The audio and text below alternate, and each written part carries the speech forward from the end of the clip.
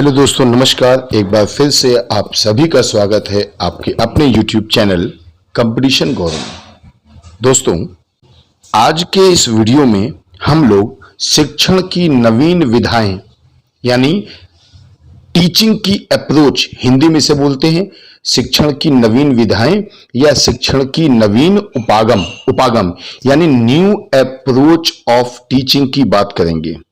अभी तक ये वीडियो इस तरह के वीडियो बहुत कम बने हैं, है ना। तो और क्वेश्चन इससे बनते रहते हैं। तो चलिए पूरा वीडियो देखते हैं, फिर अंत में आपसे मुलाकात करेंगे। आप जानते हैं कि प्राचीन काल में क्या होता था। जो बच्चे पढ़ने जाते थे हिंदू धर्म के, वो जैसे उनके लिए कहा जाता था उपनयन संस्कार होगा। फिर वो गुरुकुल में पढ़ने जाते थे, और जब वो गुरुकुल में पढ़ने जाते थे तो ये एक तरह का शिक्षक केंद्रित शिक्षा होती थी। ये पुराने जमाने की बात है, वैदिक काल में। धीमे धीमे समय चेंज हुआ, शिक्षण पद्धति चेंज हुई। तो जो समय चेंज होने के साथ साथ नई नई शिक्षण पद्धतियां यानी अप्रोच ऑफ न्यू टीचिंग, नई स्टाइल की जो टीचिंग है उसके विषय में चर्चा करेंगे। यानी नवीन विधाएं क्या है, समय के साथ साथ टीचिंग स्टाइल में बदलाव को ही बोलते हैं शिक्षण की नवीन विधाएं। कौन कौन सी हैं, चलिए एक एक करके देखते हैं। कोशिश करूंगा, लगभग 10 विधाएं तो हैं, तो सभी को बताने की। तो सबसे पहला है नंबर 1, बाल केंद्रित शिक्षण उपागम। ये सीटेट 2011 में, 2015, 2016 में आ चुका है। समझिएगा क्या है इसका उद्देश्य, क्या है इसका पहला उद्देश्य है पढ़ने के बजाय सीखने पे जोर। क्या मतलब है, बच्चे केवल स्कूल में जो किताबों में लिखा है उसको रटे नहीं, रट्टू तोता नहीं बन रहा है। बच्चे चीजों को सीखें, समझें। दूसरा क्या है, करके सीखने की प्रवृत्ति का विकास। बच्चे डिपेंड ना हो कि सर आप बता दो, अरे सर आप बता दो। नहीं नहीं, ये सब कुछ नहीं। उन्हें क्या करना है, बच्चे स्वयं करेंगे, स्वयं करके सीखेंगे। और इसीलिए बच्चों को सेल्फ डिपेंड बनाना है। ये नहीं कि वो छोटे छोटे कामों में टीचर पर डिपेंड हो जाएं। और देखिए, अभी अगर डिपेंड होंगे तो वो हमेशा जीवन भर उनकी आदत वही बनी रहेगी। तो ये 3 प्रमुख उद्देश्य हैं। अब देखते हैं इसको आगे। बाल केंद्रित शिक्षण उपागम में शिक्षक की भूमिका क्या होती है। शिक्षक एक सहयोगी के रूप में है, बच्चों का जो सहयोग करेगा। एक परामर्शदाता के रूप में है, जो बच्चों को परामर्श देगा। रास्ता बच्चे स्वयं चुनेंगे। एक मार्गदर्शक, एक गाइड के रूप में है, जो बच्चों को सही गलत, अच्छे बुरे की पहचान कराएगा। और एक मित्र के रूप में उनके साथ व्यवहार करेगा। यहाँ पर देखिए, बाल केंद्रित शिक्षा है। प्राचीन काल में जो शिक्षक होता था उसकी भूमिका मित्रवत नहीं होती थी। तब वहां पे पिता के रूप में होती थी, आचार्य के रूप में होती थी। लेकिन अब कहा गया है कि बच्चों के मित्र बन के रहिए, ताकि बच्चे आपसे अपनी परेशानी को शेयर कर सकें। यही है बाल केंद्रित शिक्षण उपागम में शिक्षक की भूमिका। अब दूसरी विधि की बात करेंगे। दूसरी विधि है हमारी क्रिया या गतिविधि आधारित शिक्षण। समझिएगा इसमें क्या होगा। नाम से देखिए क्या स्पष्ट है। नाम से स्पष्ट है कि इसमें किसी क्रिया द्वारा या बच्चों की गतिविधि के माध्यम से शिक्षण दिया जाता है। यानी यहाँ पे बच्चे कुछ क्रिया करेंगे, कुछ गतिविधियां करेंगे। कई तरह की ये शिक्षा होती है। जैसे आपने सुना होगा खेल विधि। खेल विधि आपने सुना होगा कुक, जो इनके प्रतिपादक थे। एक और विधि है किंडरगार्टन विधि, नाम सुना होगा मारिया मॉन्टेसरी वाली। प्रोजेक्ट विधि किलपैट्रिक वाली। डाल्टन विधि हेलन पाक्स्टर वाली। और भी कई तरह की जो विधियां हैं वो इसमें आती हैं। यानी खेल विधि, किंडरगार्टन विधि, मॉन्टेसरी विधि, प्रोजेक्ट या परियोजना विधि, ये सारी विधियां इसी में आती हैं। इन विधियों के नाम के साथ साथ मैंने इनके प्रतिपादक का नाम भी बता दिया है। जैसे खेल विधि के लिए हम बोल रहे हैं कुक हैं, किंडरगार्टन के लिए बोल रहे हैं फ्रॉवेल हैं, और ये मॉन्टेसरी विधि के लिए है तो नाम ही से स्पष्ट है, मारिया मॉन्टेसरी है ना। प्रोजेक्ट विधि के लिए किलपैट्रिक हैं। डाल्टन विधि जो हमारी है, सबको मालूम होगा, डाल्टन विधि जो है वो हेलेना पाक्स्टर की है, ठीक है ना। तो ये सारी क्या है, ये सारा है कि इसमें और क्या क्या होता है। अब समझिएगा इसका उद्देश्य क्या है। तो समझिएगा, क्रिया आधारित गतिविधि जो आधारित उपागम है, इसका उद्देश्य है बच्चों को खेल खेल में शिक्षण कराना। खेल खेल में शिक्षण यानी बहुत ज्यादा बच्चों को पढ़ाने का प्रेशर नहीं देखना है, खेल खेल में शिक्षण कराना है। और क्या भैया, बच्चों में सक्रियता का विकास करना, बच्चों में एक्टिविटी लाना। सीधी सी बात है, आप जानते हो बच्चे खेल को बहुत पसंद करते हैं। आपने थॉर्नडाइक का एक नियम पढ़ा होगा कि जिसमें उन्होंने कहा था लॉ ऑफ रेडीनेस, तत्परता का नियम। बच्चे जिस कार्य को करने को तत्पर रहते हैं वो चीज जल्दी सीख जाते हैं, और खेलने के लिए बच्चा हमेशा तत्पर होगा। तो अब खेलने के लिए हमेशा रेडी है, इसका मतलब क्या हुआ? इसका मतलब हो गया कि बच्चा खेल से सीखने में ज्यादा सक्रिय होगा। तो बच्चों की अंदर सक्रियता का विकास करना। और खेल से शिक्षण का सबसे बड़ा फायदा क्या है कि शिक्षण रोचक हो जाएगा, और रोचक हो जाएगा तो और अधिक प्रभावी होगा। तो शिक्षण को और अधिक रोचक व प्रभावी बनाना, ये आपका क्रिया या गतिविधि आधारित शिक्षण का प्रमुख उद्देश्य है। 2 हमारे पूरे हो गए, अब हम लोग आगे बढ़ते हैं। नंबर 3 पे आती है रुचिपूर्ण या आनंददायी शिक्षण उपागम। रुचिपूर्ण कह सकते हैं या आनंददायी भी कह सकते हैं, और ये हरियाणा टेट 2015 में और छत्तीसगढ़ 2015 में आया है।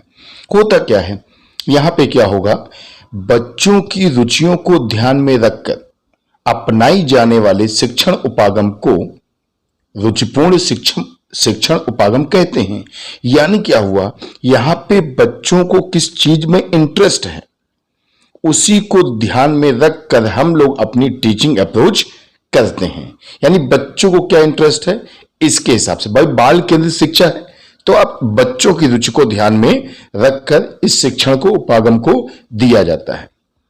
अब बात करेंगे उद्देश्य की। उद्देश्य क्या है, तो इसके उद्देश्य हैं किसी भी तरह के अपव्यय व अवरोधन को रोकना। अपव्यय का मतलब होता है कोई चीज एक्स्ट्रा खर्चा ना हो जाए। सीधी सी बात है, बच्चे की रुचि किसी और में है, हम पढ़ा किसी और चीज को रहे हैं, तो इसलिए हमने कहा गया कि अपव्यय व अवरोधन को रोकना। दूसरा है व्यक्तिगत विभिन्नताओं को यानी इंडिविजुअल डिफरेंसेस को महत्व देना। हम बच्चों की व्यक्तिगत भिन्नताओं का महत्व देंगे। वैसे भी आप जानते हो कहा जाता है कि every children is specific and every children is differ from each other. हर बच्चा दूसरे बच्चे से अलग है, भिन्न है। और आप जानते हो जो अध्यापक के 3 प्रमुख गुण हैं, जिसमें एक होता है धैर्य यानी धैर्यवान टीचर को होना चाहिए, एक होता है आदर्श व्यवहार वाला, उसी में एक गुण ये भी होता है व्यक्तिगत विभिन्नताओं की जानकारी रखने वाला। यानी टीचर को अपनी क्लास के हर बच्चे की जानकारी होनी चाहिए। तो यहाँ पे क्या है, हर बच्चे की जानकारी है, तो बच्चों की जो व्यक्तिगत विभिन्नता है, जो इंडिविजुअल डिफरेंस है उसमें, उस पर हमें क्या करना है, ध्यान देना है और व्यक्तिगत विभिन्नताओं को महत्व देना है। जैसे हम जानते हैं इस बच्चे को जो है इस चीज में इंटरेस्ट है, ये बच्चा इस तरीके से पढ़ सकता है, इस बच्चे को हम ऐसे काम करा सकते हैं। हर बच्चा अलग अलग है, ठीक है ना। तो इस विधि में क्या होगा कि बच्चों की रुचियों को ध्यान में रखकर हम शिक्षण पद्धतियों को अपनाएंगे। तो ये 3 शिक्षण पद्धतियां हो गई। अब बात करेंगे हम लोग चौथे शिक्षण पद्धति की। चौथी शिक्षण पद्धति है सहभागी शिक्षण पद्धति यानी पार्टिसिपेटिव अप्रोच। ये सीटेट 2015 में पूछा गया है। क्या होता है भैया, नाम से क्या स्पष्ट है, नाम से आपको क्या लगता है, यहाँ पे सहभागिता होगी किसकी, अध्यापक और शिक्षक दोनों की। अर्थात इस शिक्षण में छात्र एवं जो शिक्षक हैं दोनों ही समान रूप से सक्रिय होंगे। यानी देखिए अभी तक तो बच्चा सक्रिय है, अब क्या है, शिक्षक और टीचर दोनों ही इसमें सक्रिय होंगे, दोनों ही इसमें शामिल होंगे। और मेन क्या है, मेन है इसके उद्देश्य। उद्देश्य क्या है, तो देखिए शिक्षक तो एक्टिव है ही है, तो उद्देश्य क्या है, नंबर 1 है शिक्षक एवं छात्र दोनों को क्रियाशील बनाना। शिक्षक एवं छात्र दोनों क्या बने, क्रियाशील, क्योंकि दोनों ही एक्टिव हैं। दूसरा क्या है, देखिए जब बच्चा एक्टिव होगा, बच्चा स्वयं करेगा, बच्चा स्वयं करके सीखेगा। तो अब बच्चा चूंकि एक्टिव है, बच्चा स्वयं कर रहा है, इसका मतलब क्या है, बच्चे को अब जो ज्ञान प्राप्त होगा वो स्थायी ज्ञान मिलेगा।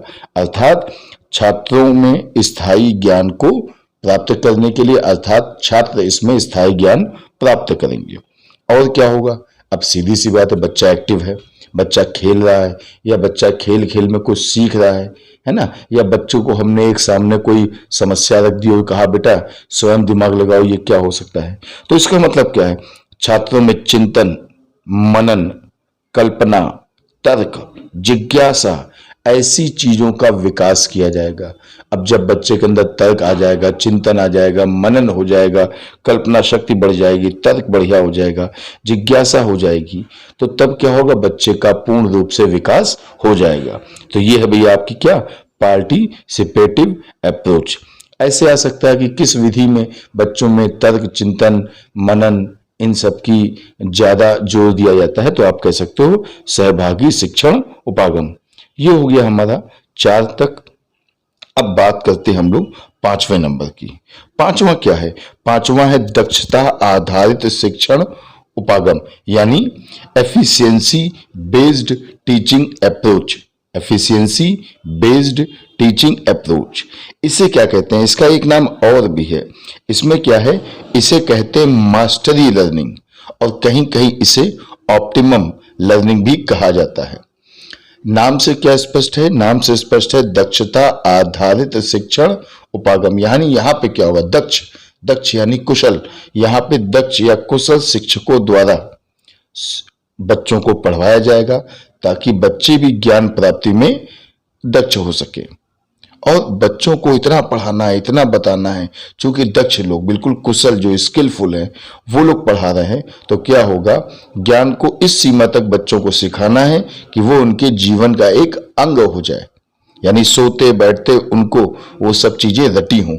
नाम सुना होगा आपने, कई बार लोग बोलते नहीं कि साहब हमें ये इतना रट गया कि हमें सोते से उठा दो तो हम बोल देंगे। इसका मतलब क्या है, इसका मतलब ज्ञान इस सीमा तक सीख लिया गया है कि वो उनके जीवन का एक अंग हो जाता है।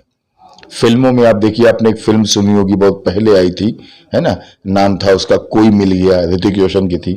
तो ऋतिक रोशन ने उसमें कुछ इस तरह का रोल निभाया था कि उसमें पहले वो मंदबुद्धि बालक बने थे, बाद में वो जादू के प्रभाव से अच्छे हो जाते हैं।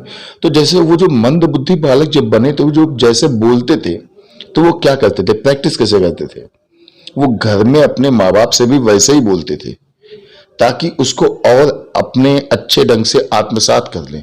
वो घर में भी उसकी एक्टिंग करते थे। अब घर में तो सबको मालूम है ये एक्टिंग करते हैं, और ये घर में एक्टिंग इसलिए कर रहे हैं ताकि अपनी चीज को और परफेक्ट बनाया जा सके।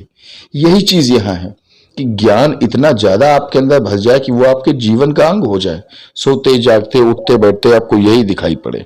ठीक है, तो ये हो जाता है। अब इसका उद्देश्य क्या होता है, उद्देश्य ये है कि भाई बहुत ज्यादा अच्छे से बच्चों को दक्ष करना है ताकि आजकल का जो कंपटीशन का माहौल है उसमें बच्चा बेहतर कर सके और बच्चों के अंदर प्रतिस्पर्धा यानी कंपटीशन की भावना का विकास हो जाए। और दूसरा क्या है, अभी मैंने क्या कहा कि ज्ञान को इस सीमा तक सीख ले कि वो जीवन का अंग हो जाए। और भैया जब आपके जीवन का अंग हो जाएगा तो क्या हो जाएगा, इसमें ज्ञान को स्थायित्व और स्वामित्व मिलेगा। स्थायित्व यानी परमानेंट, और स्वामित्व का मतलब आप ज्ञान के स्वामी हो जाओगे। ज्ञान के स्वामी का मतलब बहुत ज्यादा आपको हर चीज पे कमांड हो जाएगी। ठीक है, तो ये हो जाते हैं हमारे 5। चलिए बात करते हैं छठे की। छठा क्या है, छठा है हमारा उपचारात्मक शिक्षण, रेमेडियल शिक्षण। इसमें क्या होता है, उपचार, उपचार नाम से समझिए, उपचार में क्या होता है, जब हम किसी डॉक्टर के यहाँ जाते हैं उपचार के लिए, तो वो क्या करेगा, हमारी कमियों को, हमारी समस्याओं को सुनेगा, उन्हें दूर करेगा। वही चीज यहाँ पे है कि उपचारात्मक शिक्षण में छात्रों की जो कमियां हैं, उनकी जो मतलब अशुद्धियां हैं, जो दुर्बलताएं हैं, इनको दूर किया जाएगा। ठीक है ना, लेकिन ये उपचारात्मक शिक्षण जो है ये निदानात्मक परीक्षण के बाद आएगा।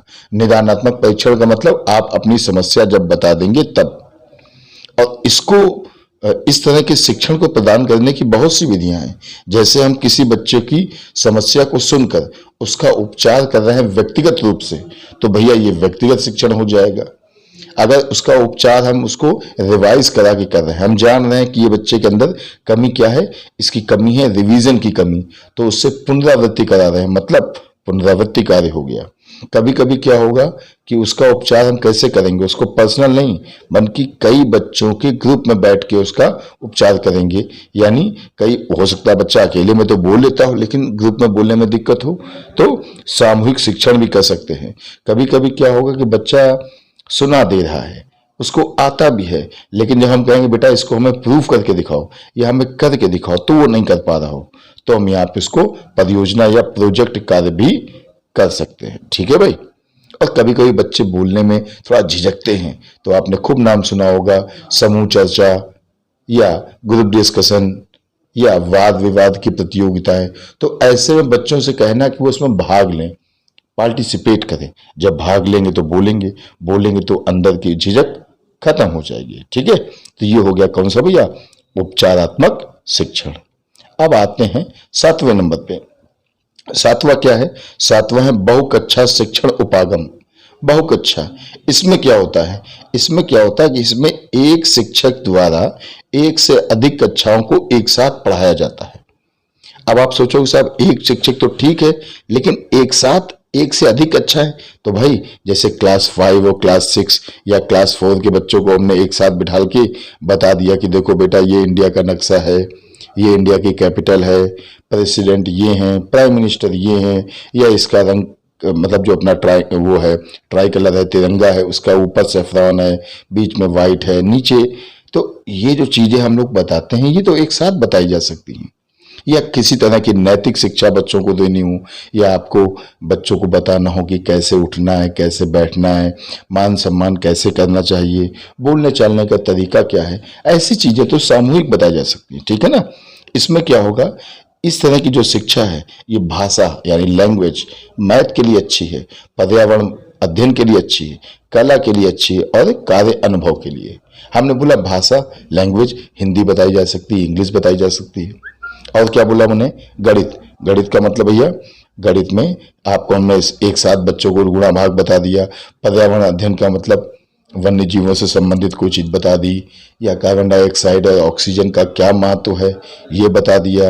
अपने आसपास के पेड़ पौधों से कैसे व्यवहार करना है ये बता दिया।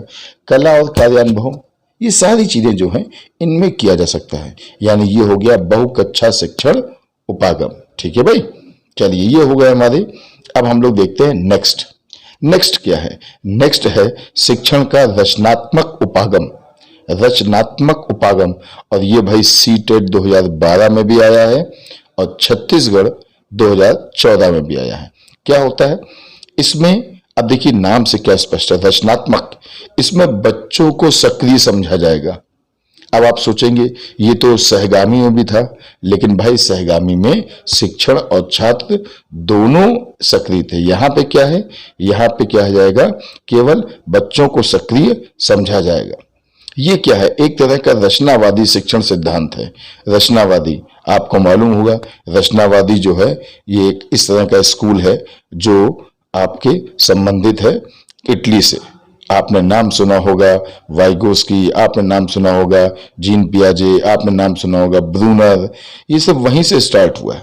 अब रचनावाद तो आप जानते हो जो पियाजे है ना, उसके संज्ञानात्मक विकास पे आधारित है, वाइगोस्की पे आधारित है। यानी इसमें क्या होगा, इस उपागम के अनुसार जो विद्यार्थी हैं इनका पूर्व ज्ञान महत्वपूर्ण होगा।